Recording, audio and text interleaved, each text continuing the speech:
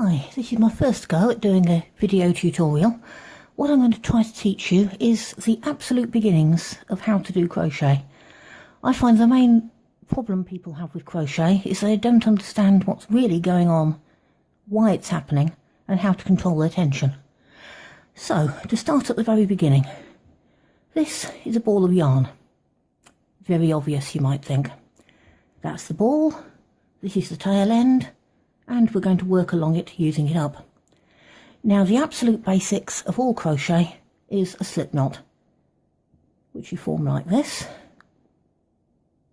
I expect everybody is already familiar with a slip knot, but there you go.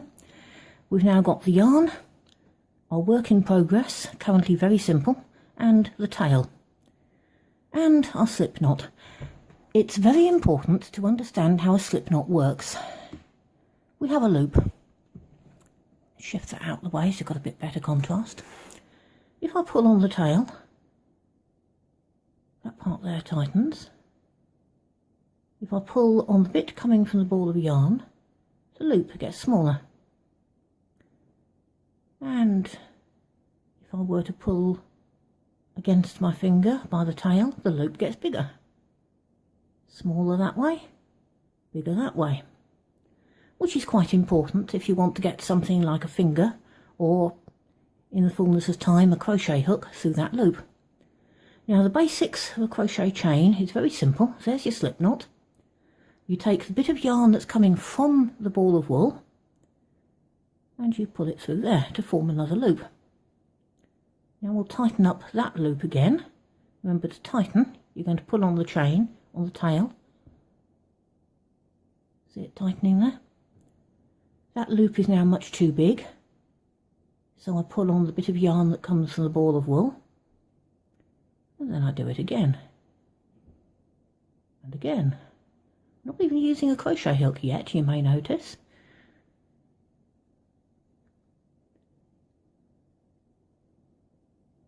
And what we're getting there is starting to resemble the basic crochet chain. It's rather big stitches, but that's the basics. And at this point, we take another look at that loop, and we can see that it's kind of teardrop shaped, isn't it? You've got a point down there and a round bit up there. This is a crochet hook.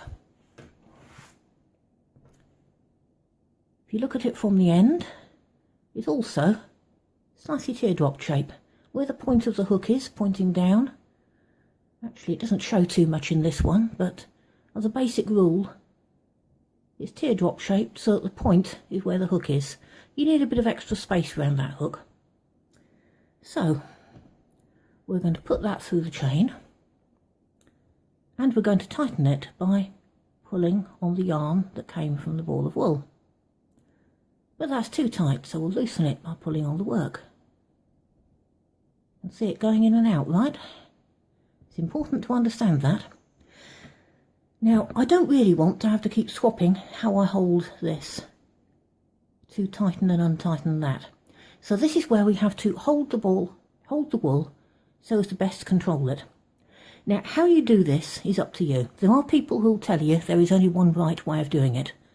This is complete nonsense. A method that works for you works. This is how I do it.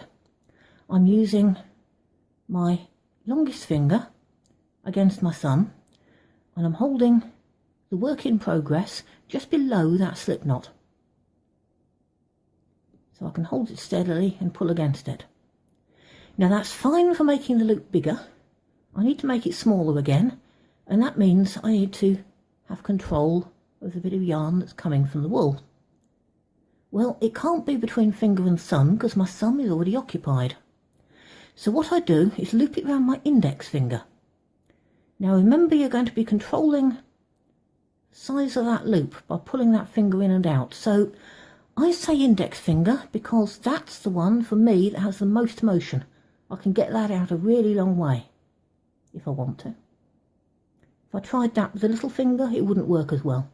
If I tried it, some people like to do it like that, but I don't have as much movement in that finger as I do in the index.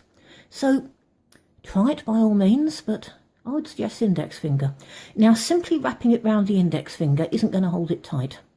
So what happens now is that the wool goes down there and I've got it clamped with the bottom 2 fingers. All they have to do is hold it reasonably tight. I'm not asking them to do anything else. Nothing complicated, just hold it.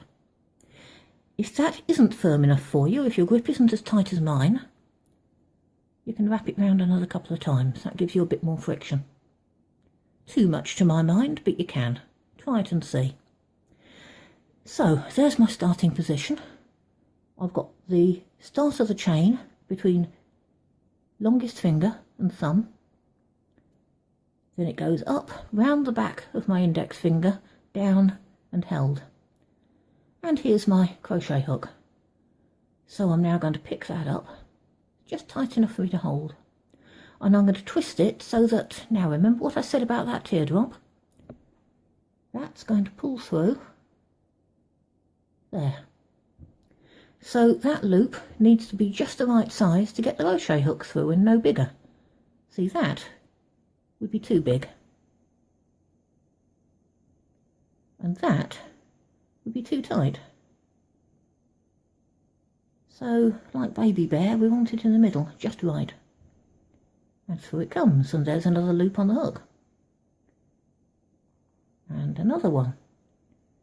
Now, do you see how as I pull that in, my index finger follows, and I'm actually adjusting the size of the loop as I approach it. That's because I've got my index finger in control of that tension. In, out, like that.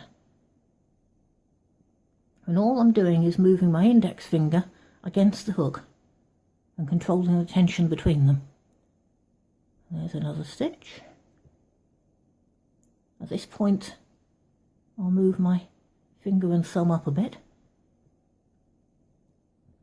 Twist the hook. Pull it through the teardrop. Pull it out a little bit. Twist the hook. Pull it through the teardrop. And honestly, that is all there is to it. For a simple crochet chain, it really is as simple as that. But what you need to do before going on to any other stitch is go away, take some yarn, take a hook, and practice controlling that tension like that. And until you can do that, trying any other stitches will be trying to run before you can walk. And that is the mistake that most people make when they're learning to crochet.